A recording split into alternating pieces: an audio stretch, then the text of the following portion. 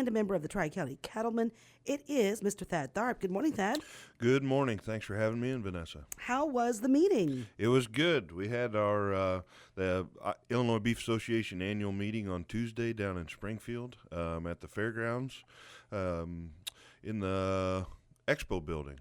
So very historic building. It was a good meeting, good turnout, a lot of good speakers. It all went very well. Good. What'd you say you took away that was very important for your operation and for the cattlemen locally here? Well, I think some of the highlights I would bring up would be, cattlemen have been listening to the APHIS USDA ruling, trying to figure out what that EID ruling is going to be, and they came out, roughly a month ago with their final ruling on that, to where EIDs are going to be mandatory for use in cattle, but they're going to be limited to anything 18 months of age or older that is sexually intact.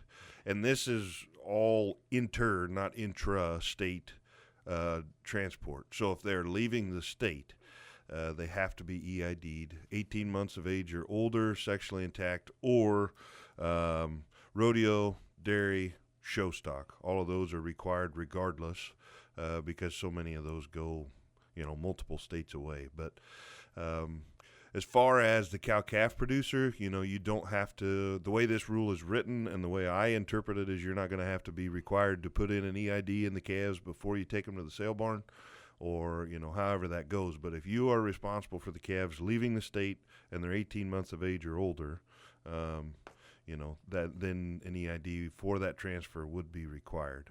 And remind us why this is such a necessary rule. So the idea behind it would be traceability, animal health and traceability. So if there is a disease outbreak, if we look at the swine industry with PED and the bird flu and the poultry industry in the southeast, Mexico just had the H5N2 deal pop up. That's made bad news here recently, I guess you should say. But it's the heart of the legislation is in disease traceability and foreign animal disease outbreak prevention and control if it does happen. There's been so much discussion about it. It's been a low probability rate that we will see any challenges with the, quote, bird flu. But then you see in Iowa they're going to have to take care of millions of birds are going to be put down due to a different disease outbreak. And then this Mexico thing, that's very unusual. But the good news is in this country, thank you, Kaylee, in this country, we can locate these things. You bet. Yeah, we've got the resources, and there's some opposition to this EID out there of, who's controlling the information, where all is the information going. This is going to help only further the ability of the government to understand the overall inventory of the industry. And you know what? Those are legitimate things. Sure. I don't have any argument against those points of view. I hadn't thought about it from that perspective. But from a market standpoint, that makes sense to think that way. When it comes, if you think back to BSE, Mad Cow, when the beef industry just globally took it on the nose, that was because everything stops moving.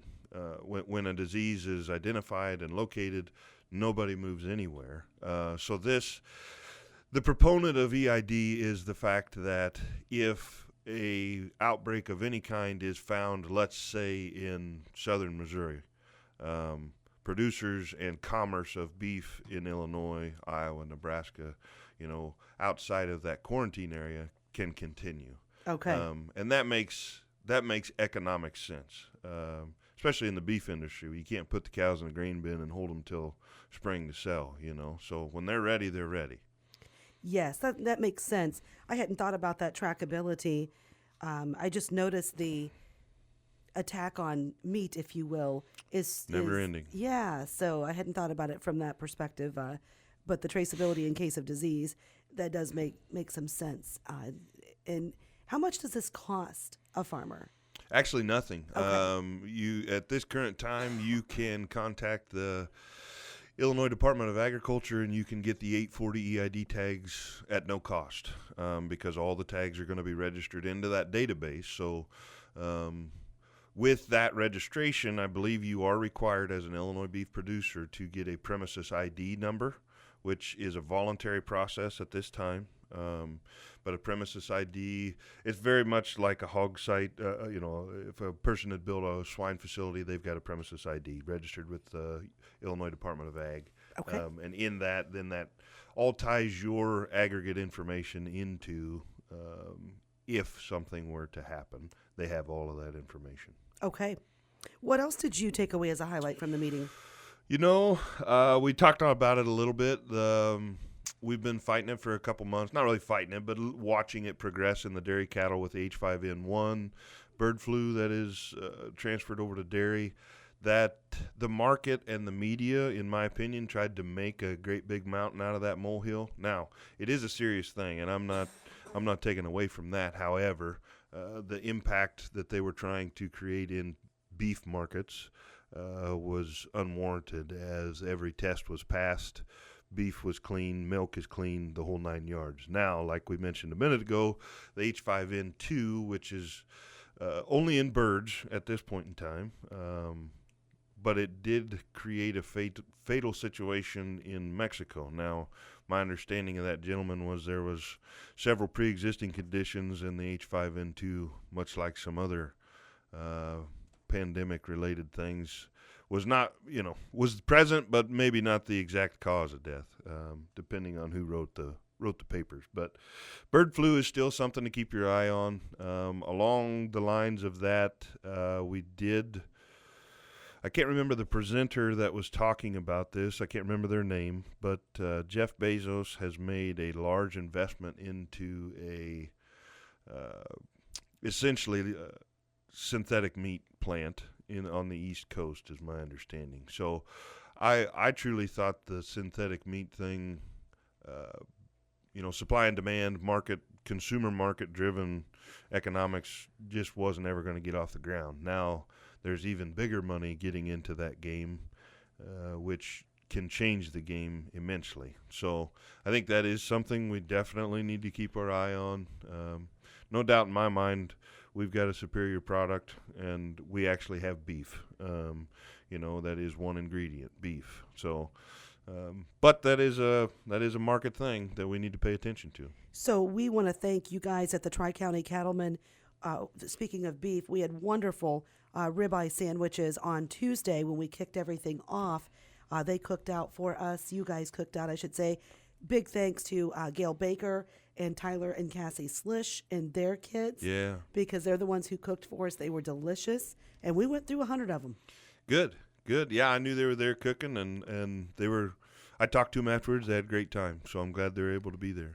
So for people who don't understand about this advertising and marketing set of campaigns, synthetic meat, plant-based meat, help people understand what these marketing terms mean. Well, there's a good distinction there, and I don't know that I am educated fully to be able to describe it. But synthetic meat is just what it sounds. Completely lab grown. I mean, I've even seen things where they're 3D printing a burger. They're just taking technology and throwing it at the wall and seeing what sticks. And that's how cutting edge technology breaks out. I get it, but at the end of the day, it's kind of like the old argument in the milk industry of, is almond milk really milk? How do you milk an almond? And that's the joke. But where beef is beef, and if you take 162 ingredients to synthetically create a product close to what beef is like, it's not beef. So the marketing, NCBA, National Cattlemen's, is spending quite a bit of time and dollars in the aspect of fair marketing ability, of trying to make that where that cannot be marketed as beef, but meat, lab-grown meat, plant-based meat. Bioengineered is another term that you see on packages. Yes. And then you see plant-based meat, especially right now. The advertising has been really strong for Impossible Meats, advertising plant-based chicken chicken nuggets. Yeah. There's advertising for you. Yeah, stuck on McDonald's right there. Yeah. But The nuggets that you see right now during sports games. I've seen a lot of these Impossible Meat commercials, and the way it comes off is it's plant-based, but it opens up. One of the commercials says, "We've been told to eat less meat," and that's the opening line. Yeah, somebody somewhere has said eat less meat, and that's their opinion, but I would disagree with that opinion. If you really delve into what the cattle industry does from a holistic management, and not all of the industry, I'm not going to defend everyone that's in it, but we do a pretty good job of using our resources wisely. I believe the cattle agriculture itself is being pinpointed with a carbon load that is not fair in comparison to other areas of the market.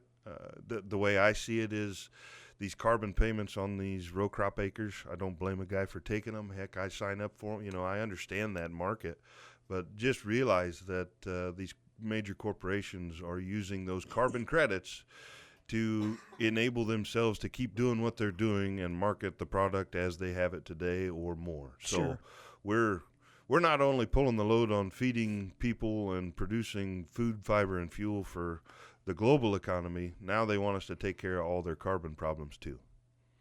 Leave it to the best stewards of the land to take care of carbon problems, right? At least they trust the right people. Exactly. You might be too young for this, but one of the best campaigns ever done for beef was Sam Elliott. Oh, man. I mean, bring it back. Yep. Yeah, my mother was in love with Sam Elliott. She never met the man, but she always wanted to. I know that, yeah. Beef, it's what's for dinner. And then the Wendy's commercial with the... Where's the beef? Yeah. The grandmother. Yep. I assume she was a grandmother based on the look and her age, but that was another good one that helped beef along.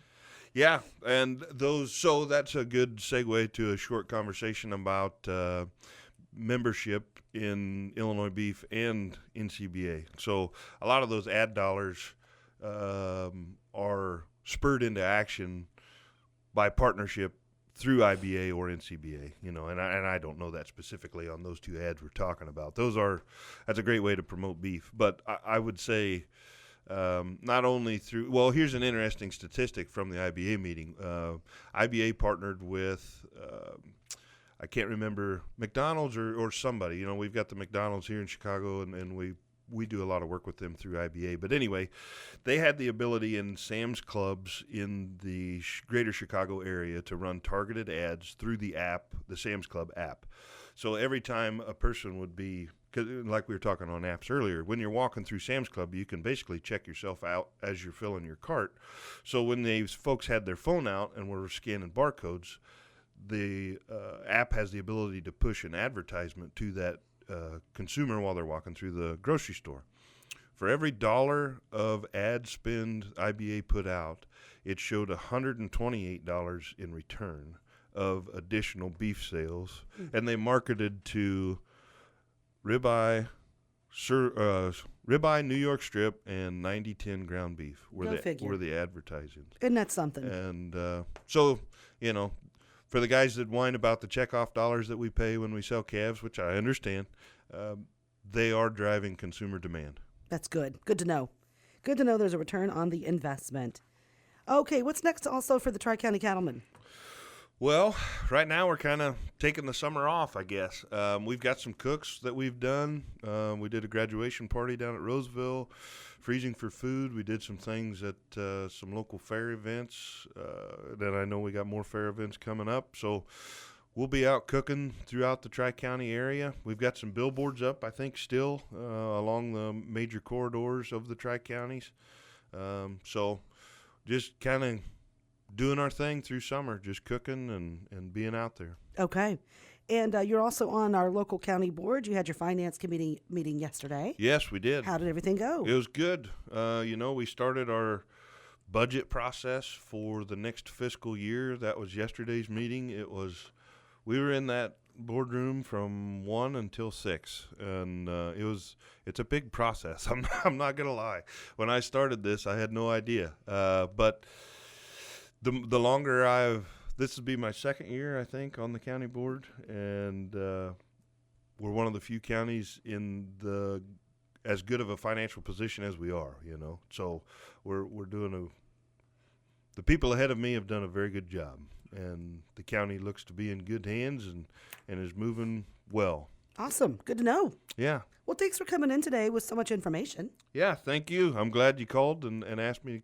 We talked and come in, and always happy to visit with you. Much obliged. Thanks so much, and have a great summer. You also. Thad Tharp with us with the Tri-County Cattlemen Illinois Beef Association.